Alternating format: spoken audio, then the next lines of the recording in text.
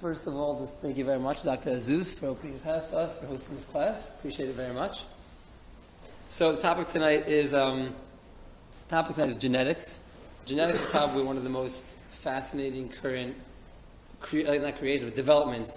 The greatest advance that happened. I was recently speaking to a PhD student who is in cancer research, doing genetics and like the level of like detail and stuff, things that they're working on in terms of like individualized genetic medications that attack specifically the cancerous gene and stuff. It's really fantastic. Probably many of you here, not many of you, some of you, not myself included, remember the birth of Louise Brown. Anyone here? First test tube baby, IVF, 1978. I'm sure some people remember it here, you don't have to point out. But so just in terms of that, I'm thinking about that. That was itself under 40 years ago. That was like 37 years ago. 1978 to 2015 is 37 years ago. 36 and a half. And just the advances we've seen even just in that, in terms of IVF, in terms of all these things, in terms of genetics, have been tremendous. And with these unbelievable advances, obviously come sets of ethical questions and ethical dilemmas to go across with this. So just to start off, everyone here knows how to say the word pig in Hebrew? Anyone? Chazer, right? So why do we call a pig a chazer? Why do we call it chazir? So there's a lot of different opinions. One of the opinions in the Medrash says that it's the same root as the word lachzor, to return. What's it returning to? And there's one opinion that says that in future days, the pig will return to be kosher. Everyone knows the pig is like the symbol of not kosher. One day the pig will resume to be kosher. This is a stated opinion in the Medrash. So the question is, what does that mean? So I saw one person offer an interpretation. It says, it's not so hard to think about it. Through genetic therapy, we can, what does a pig do right now? Right now a pig has split hooves, it doesn't chew its cud. If we can somehow insert a different type of stomach and genetically allow it to fuse with the rest of the pig body, so perhaps now we would create a pig that would chew its cud and have split hooves. Now, would that be kosher? Would that not be kosher? Let's say you were able to put scales genetically on a catfish. Would that be kosher? Would that not be kosher? Let's say you make tomatoes grow on a tree. What blessing do you make on it, from the ground or from a tree? Right? There's a lot of interesting questions that I don't think that most authorities, this isn't really our class, we're going to focus more on the medical aspect of genetics, but most authorities do say that if you would do that to a pig, the pig would still not be kosher. However, that is definitely one opinion that I saw, that if you genetically changed it, so then what's its status now, right? If you have a horse give birth to a cow, so what's that considered? Is that a horse or a cow? It has all the genes of a cow. So how does that play a role exactly? In a similar conversation, what happens when you clone cow muscle cells and make it into a hamburger? Is it even meat? I don't know how that works exactly. How do you clone it without having a cow? Right, without having a cow. You just clone the meat cells. Interesting. Yeah. So right. There's a lot of interesting questions with muscle cells and made it into a hamburger. Interesting. And Rabbi Fried commented, "Wow, a parv burger." Parv burger is so same. I mean, it's a bigger problem. Let's say you clone a person. So what is he? Does he have parents? Is there an obligation for honoring your parents? Does he have siblings? Is he not allowed to marry someone? There's a lot of questions that they talk about that by cloning also. Well, they'll be the same gender, so that won't be an issue. But even his sister, but even that person's sister, is that considered his sister or not? Right? They don't have the same mother and father, kind of. Okay, we're not going to get too into that right now. We'll maybe as the class goes on. So the main question is all, once we get involved in the ability to do all these things, so what exactly is the end point? There's a cartoon that I saw. Not really I don't have a screen here, but you can next time I have any for it. It's a comic. It's okay. No, I see it. It has a little angel saying, "God, the human genome code has been unraveled," and God says back, "Darn hackers! Now I have to change the password." Right? Meaning, God set up the world in a certain way, and now we have really the ability nowadays, and this is really up and coming more, to really switch things around and change parts of one thing and put in parts of another thing. And the really question is, the main ethical question I think really in the whole field of genetics is, when does that cartoon come into play? When do we start saying, this is too far, this is already called playing God? And when do we say, we're creating vaccines, we're developing health, and we're continuing to develop the world. So I just want to start with two basic sources. The first source is a verse in Genesis chapter 1, verse 28. And this is right after God creates man. The first thing he says, God says to man, "Pru'uvu, be fruitful and multiply, umil'u es ha'aretz v'kivshuha," and fill up the world and conquer it.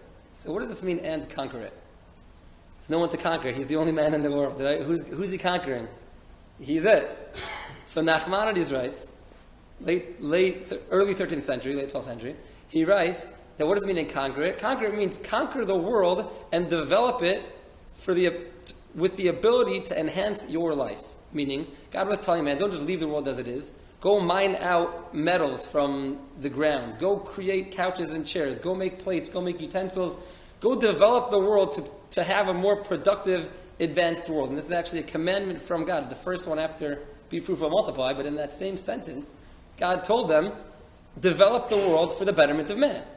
So it would seem from here, and most follow this opinion of Nachmanides. It's interesting, Rabbi Soloveitchik from YU writes in a book called Halachic Man. He says, why do we even need to know the whole first chapter of Genesis that talks about creation? What is it? Okay, God said, let there be light, and there was light. God said, let there be trees, and there were trees. What are we gaining from it? So Rabbi Soloveitchik says that we learn a law from it. He says the law we learn from that is that just like God creates, and He created the world, He has expectations of us similar to Him to also create. Now we can't create nothing from something, but we can create the world and we can develop the world also. And he builds up this point from Nachmanides, and he says that's really the whole purpose of the first chapter of the Bible, to teach us this concept that we should be godlike in terms of developing and creating the world. So all these advances seem to be, in that sense, a tremendous thing. We're advanced in the world. Creating vaccines have basically eradicated polio and other types of terrible diseases. We've had tremendous success with developing the world. Now let's contrast this to a story the Gemara brings. We mentioned this story quickly at the end of the last class, so I want to expand upon it quickly. The Gemara in Brachos brings a story between the king Chizkiah and the prophet Isaiah.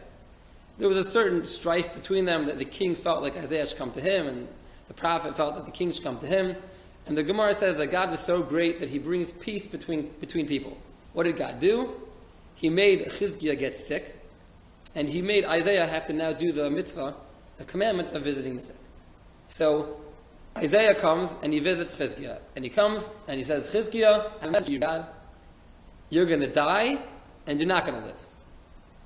So the Gemara says, you're going to die, you're not going to live. Why do you have to repeat himself? So you're going to die in this world and you're not going to live in the world to come. So Chizkiah, what did I do that was so bad? I have no share in the world to come. I'm like totally writing me off. No, Chizkiah was a tremendous king in terms of the kings of Israel. He was righteous, he was great, he led the nation in an appropriate, proper way. So he said, what did I do that I deserve to have no share in the world to come anymore? So Chizkiah says, you don't know why? It's because you did not engage in procreation. So Chizkiah said, well, I'll tell you why I didn't do it.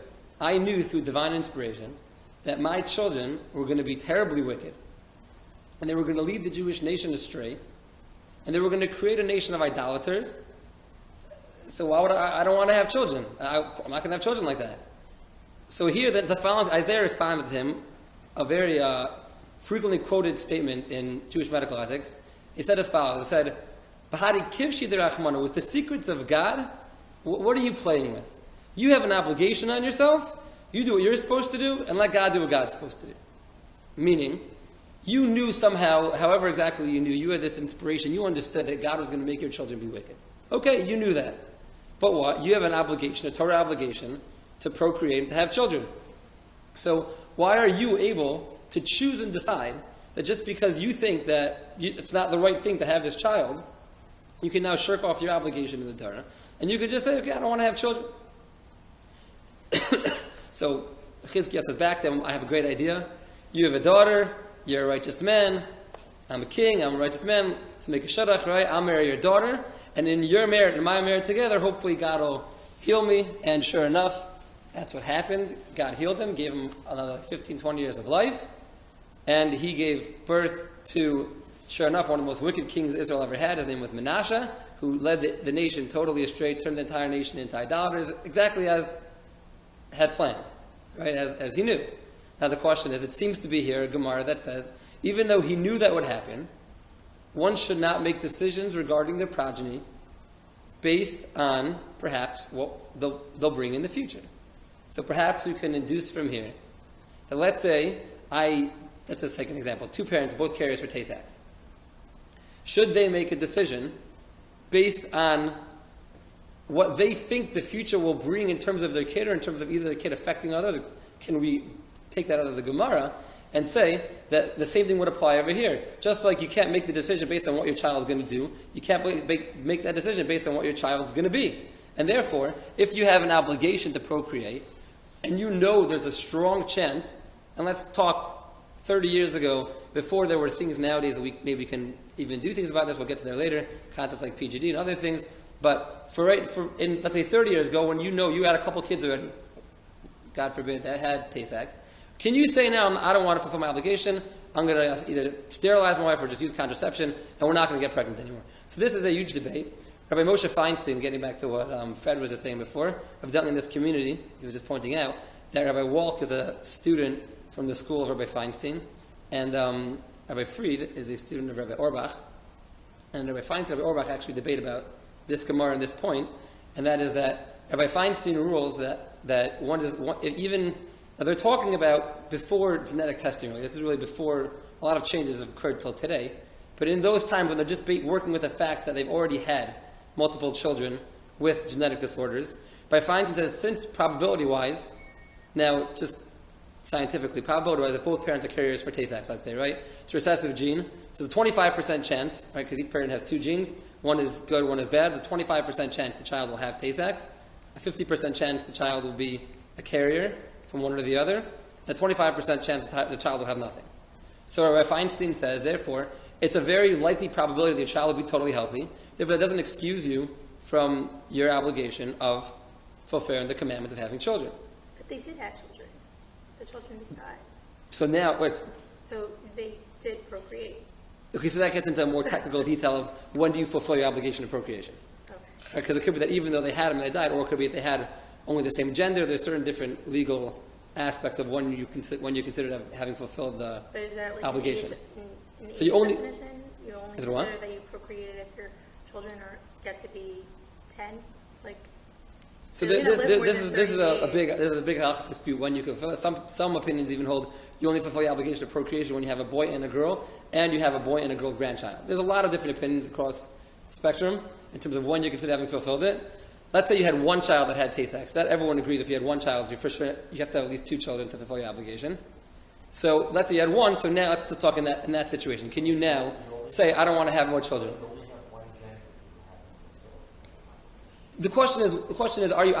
This is a more technical aspect because the Gemara says that when you die, there's a few questions God asks you when you die. One of the questions God asks you is, asakta b'peri revia. Did you engage in procreation? Now he doesn't ask you, did you have a boy and a girl? He doesn't ask you, did you have 10 children? This all rabbis agree to, if you tried having children and you were not capable, for whatever reason, of having children, you did. You're exempt. You did everything. It's not just you're exempt. You accomplished the mitzvah. This is only for men, right? It's not the same for men. Men and women have different obligations in that, right? Right. But even within men, it's not just that you're exempt. You fulfilled your obligation. Your obligation is to engage in procreation. Before you get too far, the result of that is what now exempts you from future obligation to engage in procreation. But your obligation is to engage. Your obligation is not to have children. That's why, let's say, for example, IVF, right? In terms of IVF, no one that obligates the couple that can have children to do IVF. You're allowed to do IVF, and if you want to do IVF to have children, that's permissible, according to just about everyone. But nobody holds you obligated to do IVF. Why? Because you're not obligated to have a child. You're obligated to engage in procreation. So therefore, there's no obligation to do IVF.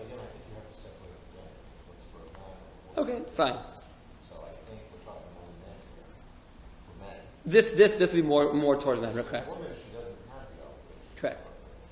She has a different mitzvah, but not an obligation of procreation, with different guidelines. Very different thing. Correct. 100%. So in this I have point, a question. yeah. And that is, and then one quick comment.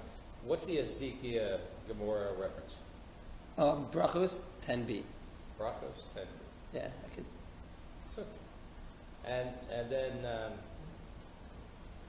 then the other thing is that you might be interested in knowing.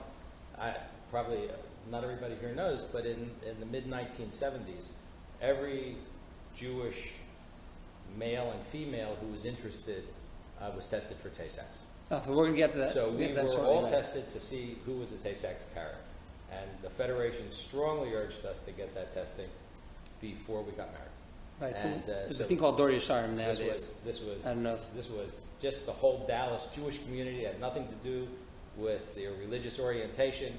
Right. It all just came out. I don't know who created it, but it was an amazing thing, and we all found out, and it was a relief, when you found out that You weren't a carrier. that you weren't a carrier and your spouse wasn't a carrier.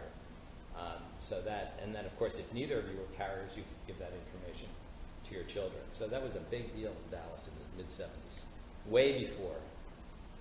Right before that, yeah, that's for sure. We're going to get to Tay Sachs shortly, but thank you very much. So this is like one example of a dispute between Rabbi Auerbach and Rabbi Feinstein. Rabbi Auerbach says, he doesn't say definitively that they're not obligated to procreate, but he says it requires more time to look into the matter. He wasn't quick he wouldn't decide either way. While Rabbi Feinstein clearly says that would be a problem. So the question, so we see this kind of this dispute. In one aspect, the Torah says in Genesis, develop the world as much as you can. We also have this aspect of don't mess with God's world in a certain sense. Don't make your calculations for God's desires. So the question is, where exactly do we draw this line? Right? Gene therapy or cloning and all these types of things. Where do we really draw the line? So this is a very modern, current question that I'm not sure there's really 100% clear consensus from the current day rabbis. There's one thing that everyone I've seen all agrees on, and that is that for the purpose of healing and health, everything is basically permissible. Meaning, if you're gonna do a certain type of genetic therapy or something to increase life and make life either more healthy or just longer, more productive, then that everyone agrees is on the side of developing the world and continuing it, as opposed to don't mess with God's world. But let's say you could use genes to create taller, stronger basketball players, or more attractive models, or any other types of, I don't want to take business away from you, or any other type of thing, right? Then perhaps that's already much iffier in terms of are you playing with God's world? Why do you need to do this already? There's no clear consensus among the rabbis in terms of genetics that I was able to see. Everyone agrees that the main point of permissibility is for health. Now we'll get to a case in a second of where there's kind of an overlap. Like for example, let's say if you have a boy child, a male child that would be affected by hemophilia. Let's say the mother, hemophilia is an X-linked disorder, right? So a boy is always going to be an X and a Y, which means he's getting his X from the mother. So if the mother's a carrier, then the son could potentially have hemophilia.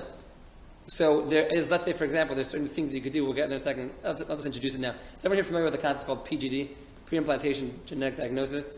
So basically there's a concept that what it does is it works with IVF. And you do IVF, when it's around an 8-cell organism, you pull out one cell, and you can genetically test any known gene you can test for in this cell. So what you would normally do is, let's say that you have two parents that are both carriers for Tay Sachs. So you can pull out one cell from this, but so you harvest 4 eggs from the mother, and you fertilize the 4 eggs.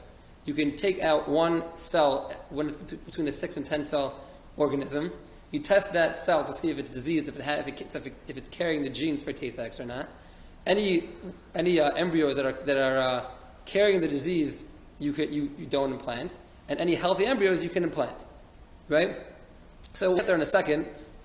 This will be permissible because this is an example of using genetics for health and life. For gender selection. So that's the question, right? So that's what comes up with this, which was the big question, like in secular ethics, nothing to do with the Torah, was any gene that we know you can really use for this product for. So at this point in time, it's tremendously expensive, and most people probably won't just use it for, to have a kid with blue eyes or whatever reason they want, but it's open for that. So in terms of gender selection, so if you're testing for a disease that's an X-linked disorder, so let's say you want to specifically choose to have a female child, because the female child won't have that, or you want to separate the sperm cells and only use the sperm cells that would produce that are X's and not Y's. So in that case, it's much more lenient. There's not like a clear consensus because this is all very, very current. But it seems to be that that would be permissible because that again is for the purpose of health and for the purpose of life. because if you have a male child, it'll be sick. If you have a female child, it'll be healthy. So you're allowed to choose the gender for the female child, since that will allow you to create a healthy baby. But the drive for this is because that's going to produce health, and that's going to create a healthy baby. Just to be clear, that's a much better way than trying to test for a genetic mutation.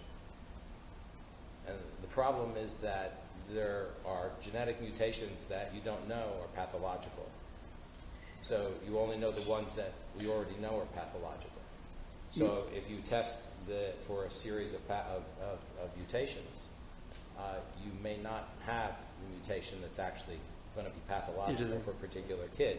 But if you do an X-linked, if you test for a child, and if it's an X-linked disease, then you'll know for sure. Then you know for sure you're not going to, you're going to have two X chromosomes. So if it's X-linked recessive, you would look for the sex and not for the gene. Right. So when you're looking for that, that would be permissible again if it's for the purpose of health. So when did genetics start to really affect the Jewish family?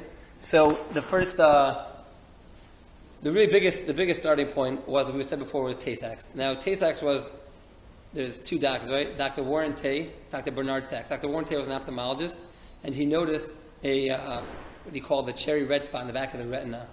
And he noticed that children that had that, often they suffered from what we now know as Tay Sachs.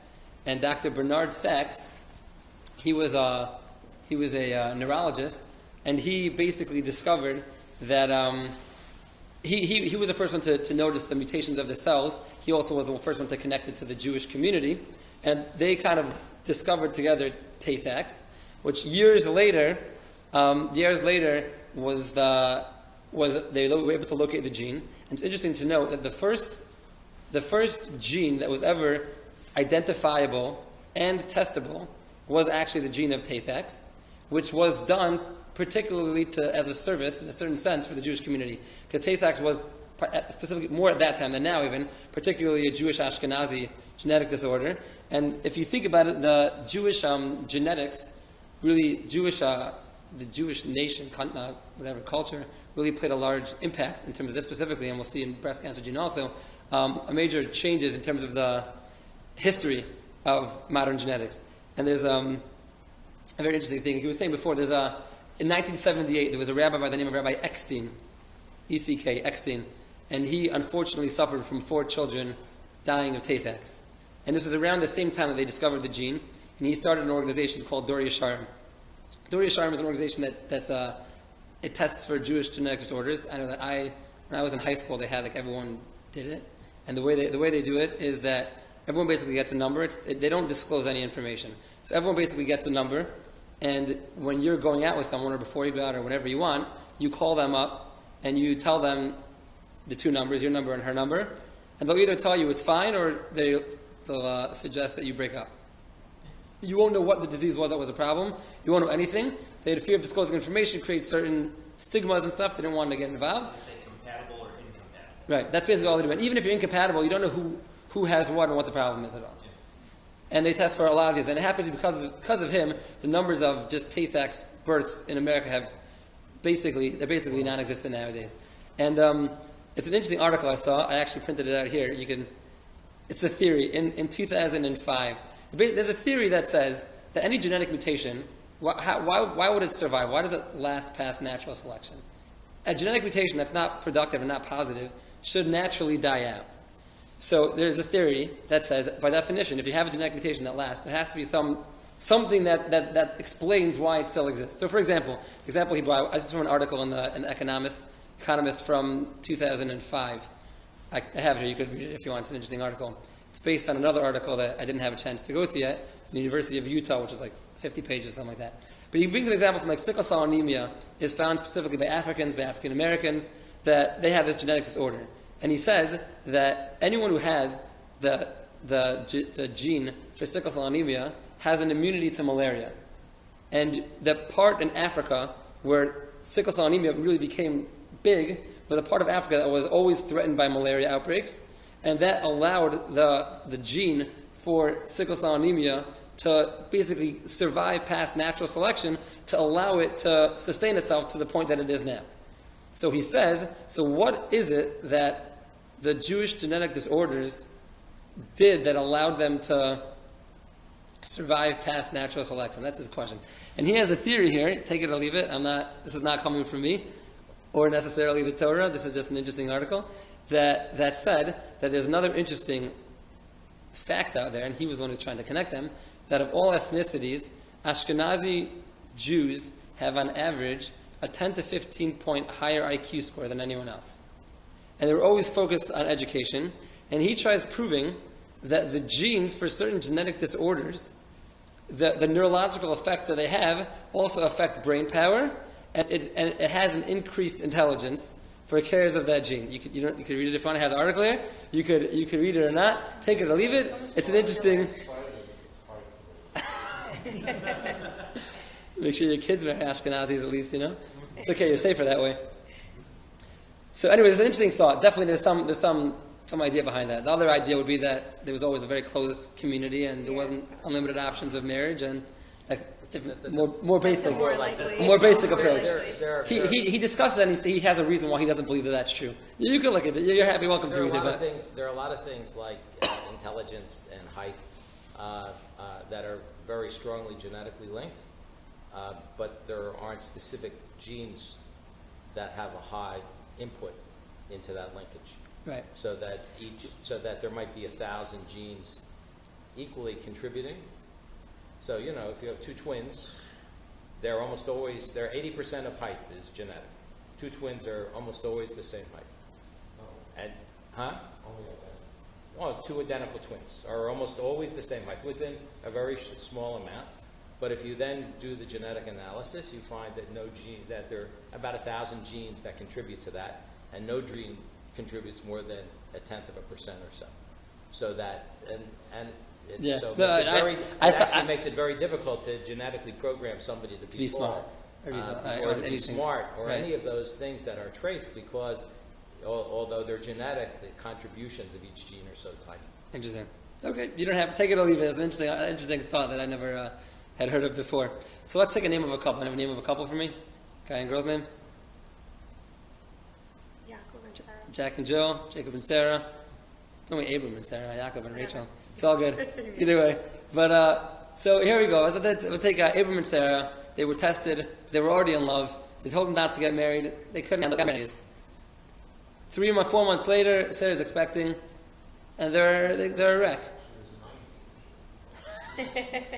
And she's a wreck. She's scared. She knows they're both carriers. They tested in advance, but they didn't want to break up their engagement, whatever it was, and now she's scared.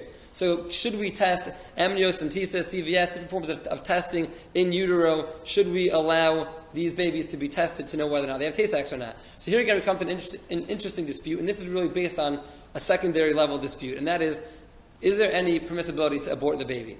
Meaning like this. Let's just say 2 names, and we'll go with that. Rabbi Feinstein is of the opinion that there is absolutely no permissibility, even if your baby is going to suffer from a genetic disorder, to abort the baby. Since that's true, and that's what Rabbi Feinstein says. I'm telling one opinion.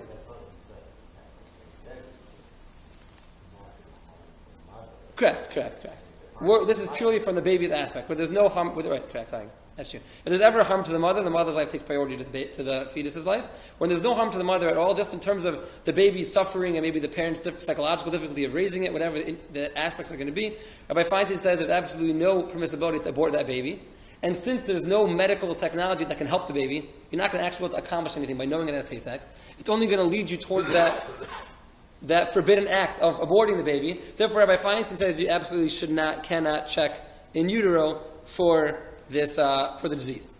It's on the opposite extreme. There's Rabbi Waldenberg, Tzitz Eliezer, of Jerusalem. He died also probably like 15 years ago. He held that a baby with Tay Sachs you are actually allowed to abort up until the 7th month. And since he held that, he therefore also held that therefore you are allowed to check in utero for the status of the baby because of that. No, Rabbi Feinstein says Rabbi Feinstein doesn't allow that. Rabbi Feinstein says he does not allow to check in utero because he believes there's nothing to gain from it medically. There's nothing to gain from it in any aspect other than being encouraged to abort.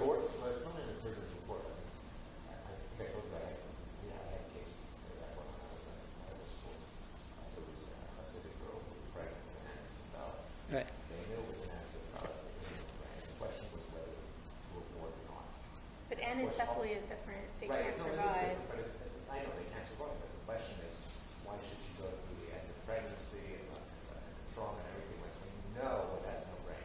No, I it's- think anencephaly are allowed to abort. Well, Everyone actually, agrees they on said that. they were. But what was interesting about the case is when they went to the rabbi, I don't remember if it was by full wise, but the rabbi in New York had several questions before discussing the abortion. And one of those questions was, number one, is the risk of the pregnancy higher? Because if the risk of the pregnancy is higher because of the child's anomaly, then that would be permitted to abortion. Higher than what? Higher than Higher than pregnancy? normal. Higher than a normal pregnancy. So that was one question. In other words, because she's having an anesthetic, is that pregnancy higher risk than another? Secondly, is the delivery higher risk? And once it was established that those things are not higher risk than another, that a normal pregnancy, she was not allowed to do it. And in this particular case, I find it difficult to establish that, though, because an anesthetic infant would have at least a marginally higher need for cesarean delivery. And due to that marginally higher need for cesarean delivery is higher it's for interesting, but this risk woman of did vaginal deliver delivery. vaginally. This woman did. But it's a risk, so you're talking Maybe risk. that's the case today, but I'm just telling you in this case what So happened. you could argue that just that risk alone means that delivery, even if it's marginally, Or minuscule. minusculely But again, higher in this risk, particular case, the doctors had agreed that there wasn't a higher risk of that. Now, I'm not saying that. How many anencephalic births are there that one can figure out what the risk is relative to There normal? are. There A are. lot? There are. I mean, most women, they don't, most women who give birth to that stuff, it's not that uncommon. And it's definitely not that uncommon. I mean, but the point that I wanted to make is what was interesting about it, and I think it goes along with your saying, was that the motivation behind whatever you do, gender selection, the motivation behind that's what's looked at in Judaism. It's the motivation. There was the case of the Kohein in Israel found only one had girls because they had a Y gene that was a problem, that they had to not have boys because whatever. So the motivation is such that it makes sense. I mean, it is permissible. If the motivation is just because, then that's the problem. Is that? No, good. Exactly. That's what I was saying before. Same thing with like PGD nowadays, in terms of gender selection. In this case of like Y-linked or X-linked problems. So it's basically permissible for the purpose of health. If your intention is because you want to create a healthy baby, or you want to have, like with girls, the purpose of that girl was that they should have healthy babies. The boys were going to suffer from it. So exactly, 100%. Is that what that case was, or is that the case where they didn't want the boys to be embarrassed because they couldn't be Koheins because of the situation? It wasn't a medical reason; it was a social reason. The mother wasn't Jewish, so the kids could not be Koheins, and therefore there would be an embarrassment in the family. And by only having girls, you prevented that embarrassment. Interesting. It's a different story.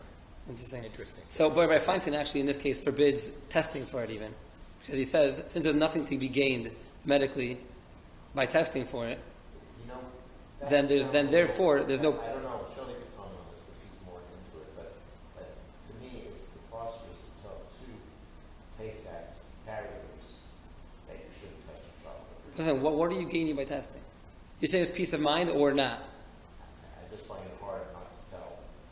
So Rabbi Feinstein and a lot of other responses deals very strong with the psychological. Not to do amniocentesis or not to test the child when they're born? No, amniocentesis. To test in utero if the child is going to be diseased with it or not. Once they're born, you're allowed to test. Number one, Once there's you're a huge born, you're psychological putting it difference. What? It's a huge economic difference how you approach the way that the baby is growing. If you know that this child is not going to live past his third year, you'll approach his medical care differently. Psychological trouble with the mother. Right. You may make. No, so if it's going to produce a major psychological trauma, Rabbi Feinstein in many other cases. And then can you To a imagine? mother having a Tay Sachs baby, it's not going to be. No, but is knowing that it's going to be Tay Sachs more psychologically disturbing or less psychologically disturbing than not knowing if it is or isn't? Meaning you're not necessarily going to find out that it doesn't have Tay Sachs. And if you find out that it does, you can't abort still, according to Rabbi Would you Feinstein. want to spend the first 18 months of your child's life looking at your child saying, "Are you going?" Oh, what's that? You're talking about after the child's already born? Well, that too. So there's two steps. But you've got the whole pregnancy There's two steps here, because once a child's born, that could be different now, because Rabbi Feinstein's main fear is that it's going to lead to abortion. That's his main fear in testing in utero. His fear is that since there's going to be a push that, like the doctors, like you're saying, from the economic standpoint, from other point, the doctors, like, there's no point in really having this child. No. Not at all, but the approach, the family economics. so that's what I'm saying. So that's how he felt, that at least once the child's born, I agree with you, it could be different than if the child's born already. But until the child's born, still in utero, he had a fear, which, I mean, you could ask the doctors how real this fear is or not, that there would be a pushing of the parents to abort the child rather than to have it if it's going to suffer from a genetic disease. And you can tell me whether or not you think that's a valid fear from the medical field or not. That's how he felt. Well, I think it is a valid fear. I mean, everybody has a fear. If they know that they have a very high risk of a genetic mutation and a child's going to die, I mean, of course it's... No, I mean, is there a fear, if you know you have a Tay Sachs child, that the doctors are going to interact with you differently? That you're not going to be given the same medical attention for you and your child, or you're going to be pushed towards abortion? Well, in the case that I was talking about, the doctors did push for you. That's what I'm saying. So that's where I find it's coming from. And the reason they elected not to is because the rabbis' questions, they were very particular, and they said, since there's no risk to the mother, and what is the false negative, false positive? I mean, they knew it was an anesthetic, and they got all the testing. And of course, the child was born anesthetic and they died. But since they had made the decision not to abort, I mean, there's very few situations, I think, out of the money, except for the damage to the mother, that you can abort the child, really. Right? There's very few situations. So that's saying, in the mainstream accepted Jewish halacha law, that's correct. And there is opinions which people will rely on in certain situations, like Rabbi Waldenberg. Rabbi Waldenberg is really the biggest lenient opinion in terms of abortion. We can go through that maybe sometime in and of itself. It's a very interesting topic of where he's coming from. But the question is, so Rabbi Feinstein's added level here is that since abortion will be forbidden, he doesn't even want you to genetically test in utero because of the fear of leading to that. That's his next steps. Okay, so now let's say... And it's a logical outcome of that particular, of that basis, that abortion is forbidden in all cases. Rabbi Feinstein is stronger than opinion. I'm presenting here two opinions. We're not dealing with a specific case. You have to take a bigger picture. But here, yeah. Let's go on to the next step for 1 second, because it'll somewhat hit your point, and then we'll try to wrap it up. Let's say they had a kid. The kid was born. They were healthy. Thank God. Now they want to have a second kid, right? So they don't want to go through that again. The trauma of the 9 months, not knowing. They asked Rabbi Feinstein, so they couldn't know. And they don't want to do that again. So what do they want to do? They want to do, like we said before, pre-implantation genetic diagnosis. You basically have a baby through IVF. You test the baby, the cells, embryo, in advance, and you can now choose to only implant the healthy embryos and discard the other ones. So here, basically, again, since this is for the purpose of health and life, just about everyone agrees that you could do this. It is permissible. And most also allow you, which is interesting, I'm curious what your point was before, to discard the diseased embryos, which is already, the definition of life is basically once it's implanted in the mother in a situation where it can produce and come into full life. Well, then there's also So if it's living in a petri dish, 40 days is also... that's even within that level, meaning within the level of once you consider it. Usually nothing is implanted after. But even within 40 days is not as simple. You can just abort the baby within the 40 days. That's already disputable also. But when the baby is not in the mother yet, when the baby is outside the mother, it's in a petri dish, then just about everyone agrees that's not considered alive yet. You can for sure discard a diseased petri dish. What about a healthy petri dish? The same thing. It's not considered alive right now. Okay. Now, are you allowed to create that for no purpose? Are you allowed to there's other issues which is really a class in and of itself in terms of... The question is discarding that, spilling the seed. Right, so that's really a topic in and of itself in terms of how exactly to do IVF is a lot of... That's a whole class in and of itself. The basic answer to that is that there's no problem of wasting seed. It's not called wasting seed as long as you're using it to produce children. Even if you're doing that through a petri dish, through a doctor, in the end of the day, like kind of what David was saying before, is your intention of doing that is not an act of wasting. Your intention of doing it is an action of building. But that's really, it's a whole topic in and of itself. Okay, it's past 9 o'clock, so anyone who wants to leave, we can call it a night. There's more to say on genetics. You can talk about it forever. So they have a question, like you were saying, like the mitochondrial DNA from the mother, So since mitochondrial DNA gets passed down from mother to mother, right? That's how mitochondrial DNA works. So if we could find if we can compare and know what the Jewish genes look like, so theoretically, why can't we just, Judaism is passed down from mother to child. So if you could look at a random, let's say you're dating a non-Jew, not you, or somebody's dating a non-Jew, and this girl thinks maybe she has some Jewish history to her. So it's very easy to take a swab from your cheek, send it off to, some internet site, it's not such a big deal. And they'll tell you if your mitochondrial DNA matches up to Jewish genetics or not. So can we prove Jewishness based on... You've done this study with Y chromosomes and Koheins. Yeah, they're better off. Right, so Koheins is the same question again, right? That was Dr. Skorecki started this. Where are you going to find so many Koheins check at the same time? He went to the Kotel when they do on Birkat Kohanim. He set up a little booth there. There's like every Kohen in the world. There's like 10,000 Koheins there. Right? After they're walking by, everyone's just giving him swabs of their Kohen genes. He collected them all, and he discovered the Kohen gene.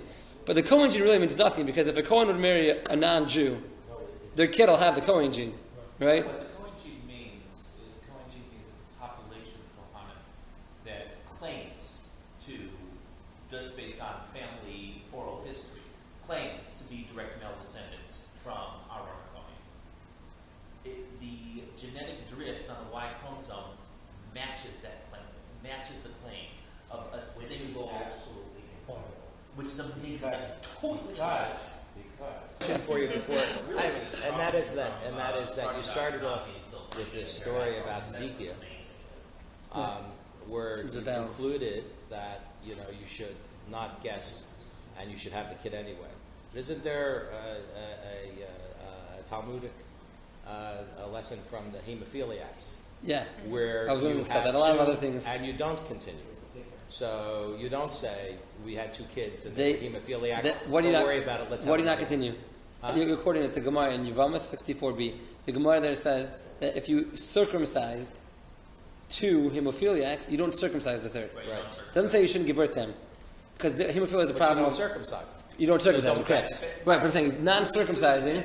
That's a question. That's a question there of saving life. Meaning, when someone's alive, you're allowed to break the Torah to save life. Right? Except for the three cardinal sins, everything else in the Torah you break in order to save life. Right?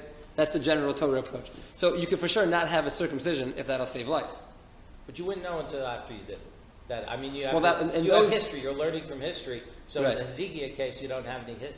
I guess if he had one or two kids that were really rotten. His kids also were. I don't know if it's a genetic disorder. And you Right. can debate whether you can Evil. even prove The evil gene. anything from this story regarding genetics or not. Well, it's very interesting because it's a eugenics case. Right. There's It's a lot of clearly, right. and I don't know of too many. There's a few other stories of similar types of things. But right, that is totally. It's a mainline eugenics case, and I don't know of one that's that old. I'm with you. One last cool question, and we'll call it a night. I just saw this. Well, you can we can stay as long as you want. I don't like keeping people captive. It's the biggest fear in ever giving a class is holding captives. But who are the most famous twins in the Bible?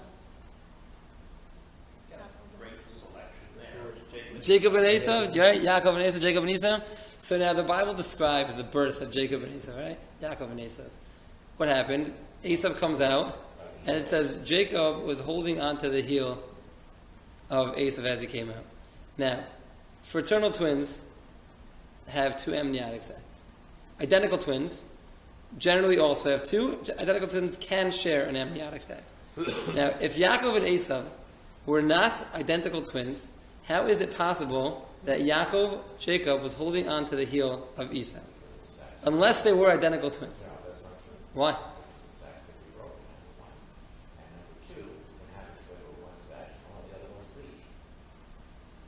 If they're, but how is he holding on to him? During utero. So you might go up to the side. I mean, it's not so. Right, it's very common. That's okay, let's hear the story. No, that's the question. I just heard that question. Let's hear the story. It's how Jacob and Esau were identical. They couldn't have been. Look at the Bible. One was red and hairy, and the other one was smooth and nut. That's an interesting question I came across. No, so there's one person, which I don't believe is necessarily even a Torah scholar. I don't know if he's Jewish now. So there's a thing called, which is clearly wrong, but it's just an interesting thought. He wanted to say there's a thing called, I don't know, is that true? Someone tell me here who knows. It's the normal way when two twins are in two different sacs. when one of the sacs break, the first one that's born, the other one normally breaks at the same time before the other one's born, that it would be possible to do such a thing? Or does that, like... Do we have any OBs in the room? No, but that's true. You can have. I just said practically, I don't know. You can have twins that are born at different times. Correct. I'm saying, are there sacs normally rupture at the same time that one can Will be... both sacs be ruptured when the first one comes out, or is generally The second one not, right. There are cases where you have one, you deliver one twin early and you deliver the other twins intact, and you deliver 2 months later. Correct. An amniotic sac. He's like, you rupture- Right. So I'm saying, is it ever the opposite case? You're saying, you're answering the question by just saying... Simultaneously rupture? Is that what you're saying? I'm asking, how probable was that? I don't. both rupture. That's what I'm at. I don't know. Before the first one delivers? Yeah, that both sacs would rupture. But well, I'm assuming by Jacob and Asaph it wasn't done medically. I think that's a safe assumption. I think it would. I think it wouldn't be rare for both the sacs to rupture prior to the delivery of the first one. I don't have no idea. I don't think that would be rare. You need to ask him. I So don't know. nowadays, I don't think any how many OPs are delivering twins. One is presenting in front of the other, anterior to the other. Even if you medically rupture those membranes, you don't have access to the other one until that child is born. They'd have to both be presenting at the same time, at the same order. But think You about can have the, both sacs that present without the baby. We moved into a different realm. Yeah. This is a cool question. You don't see no captains. Go ahead. Whenever you want to Thank go, you go. very much. Thank you so much for coming. Pleasure having you. Thank you for hosting. So there's a concept called twin-to-twin transfusion syndrome. Yes, I see that's what you're getting at. You're describing Aesop as his buddy. Right. So that's